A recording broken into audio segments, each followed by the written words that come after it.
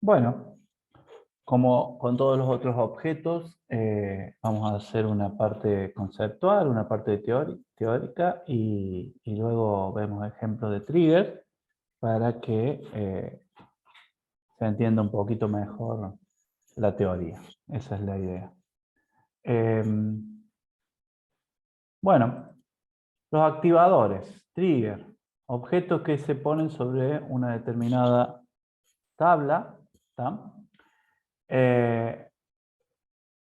Dentro de lo que es SQL, tenemos objetos que realizan acciones automáticamente. Esas acciones pueden ser de tipo DML, DDL o lo que es logon, no hay ningún problema. Estos objetos de esquema, que son conocidos como activadores, responden a modificaciones hechas a los datos dentro de una tabla o a las inserciones que puede haber dentro de lo que es una tabla. Los triggers se invocan automáticamente o se disparan automáticamente, ocasionando o causando que ocurra una acción individual o adicional a lo que hizo el usuario básicamente. ¿Tá? Nunca se invoca un trigger directamente, siempre tiene que haber una acción que ejecute ese trigger, sino, o ese activador o disparador. No hay forma de que se ejecute si no hay previamente alguien que haya hecho una determinada acción e invoque a ese trigger o a ese activador. Depende de dónde estemos, pero si estamos del lado de SQL Server y Oracle, soportan actualmente activadores, ¿tá? Pero, digamos, tienen mucho menos alcances comparados con lo que es el estándar SQL. Los de Oracle, digamos, son más robustos y tienen más funciones, más funcionalidades, y según el SQL embebido en Oracle, es más potente en Oracle que en SQL Server. Como para nombrar dos sistemas de gestión de base de datos bastante, digamos, complejos y usados, ¿no? Aún con todo esto, ningún producto va a implementar los activadores de acuerdo a lo que es el estándar de SQL. No hay un producto que cumpla con todos los requisitos del estándar de SQL y que los embeba en su entorno de gestor de base de datos. Bueno, y llegamos a lo que es un trigger. Es un objeto más de esquema, como lo que era una tabla, una vista, como lo que es una rutina invocada por SQL. Y como definición tenemos que digamos, necesita las características de un activador y qué acciones van a ser tomadas cuando el activador sea invocado. O sea, nosotros necesitamos definir desde dónde viene, de qué característica viene, o de dónde se activó, y cuáles son las acciones o las instrucciones que le vamos a dar a ese trigger para cuando sea invocado o sí, se invoque, ¿no? Estas acciones son instrucciones SQL que son eventos como actualizar una tabla, insertar datos en una tabla, eliminar datos, ¿tá? Entonces son todas instrucciones SQL que pueden darse en el manejo de cualquier tabla y que van a desencadenar que el activador responda y haga alguna tarea, ¿tá? En realidad los activadores pueden ser de inserción, de actualización o de eliminación. O sea, insert, update o delete son las tres opciones de acciones que se pueden llegar a definir para que se invoque un determinado trigger. Tenemos que tener en cuenta lo que es un contexto de ejecución de un activador. Hay que comprender cómo se ejecuta un activador con respecto al contexto de ejecución de ese activador o un tipo de contexto de ejecución SQL. Un contexto de ejecución es un espacio creado en la memoria que va a reservar un proceso de instrucciones durante la ejecución de ese activador o de esa instrucción que está haciendo en este caso el trigger.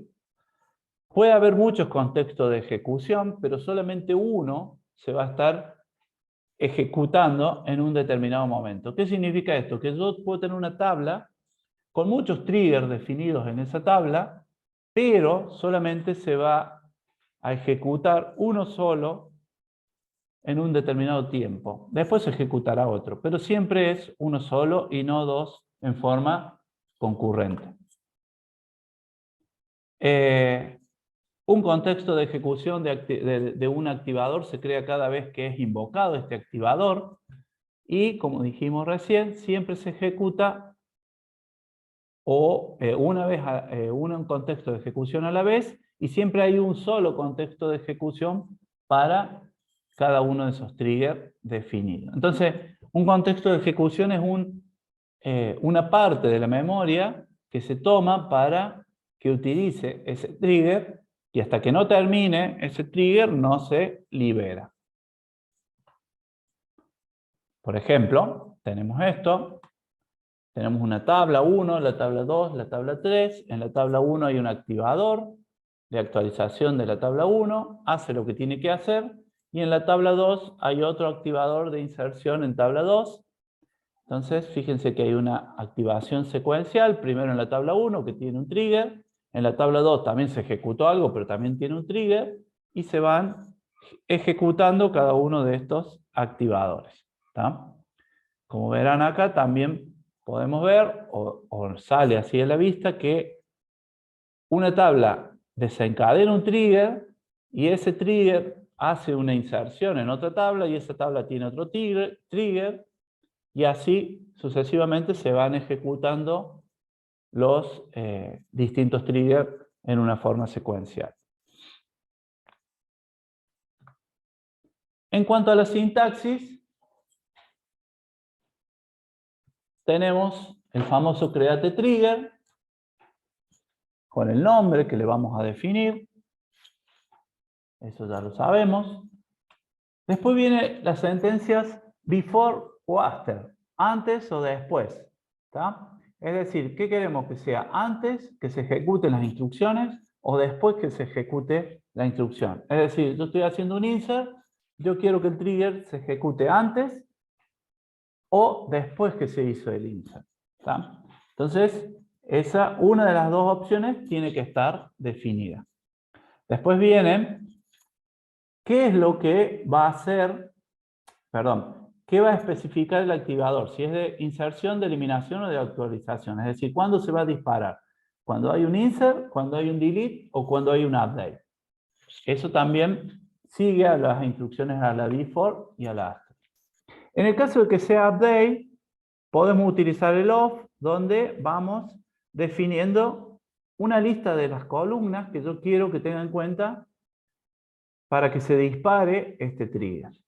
Es decir, si yo utilizo update y digo columna DNI, entonces se va a disparar solamente este trigger cuando se modificó la columna DNI. Cuando es la columna total, y bueno, se va a disparar solamente este trigger cuando se cambió el valor de la columna total. Puede haber una o varias columnas definidas, todas separadas por coma.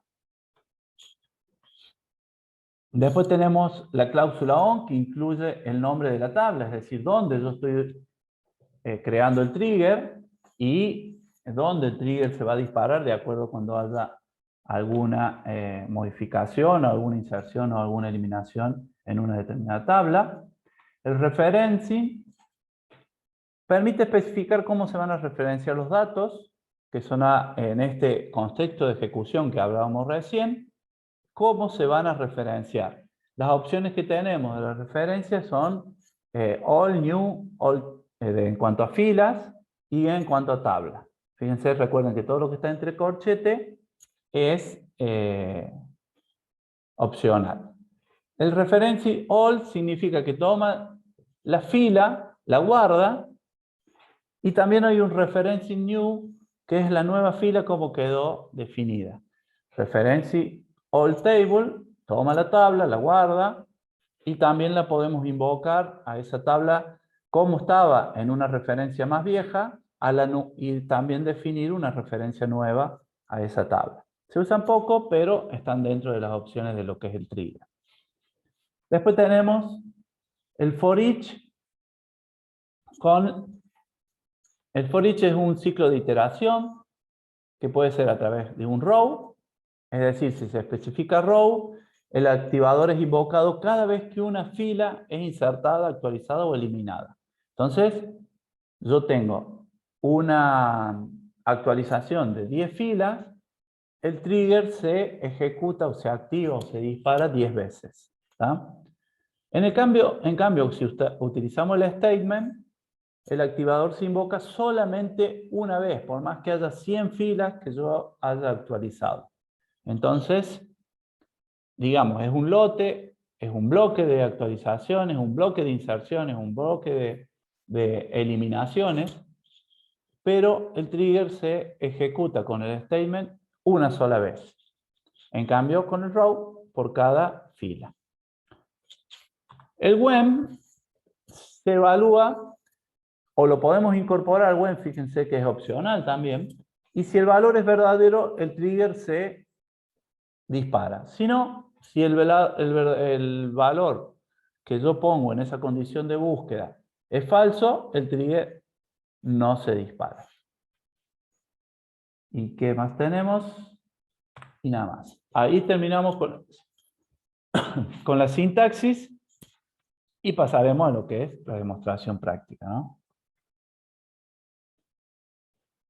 ¿Dudas? Tome un poquito de agua.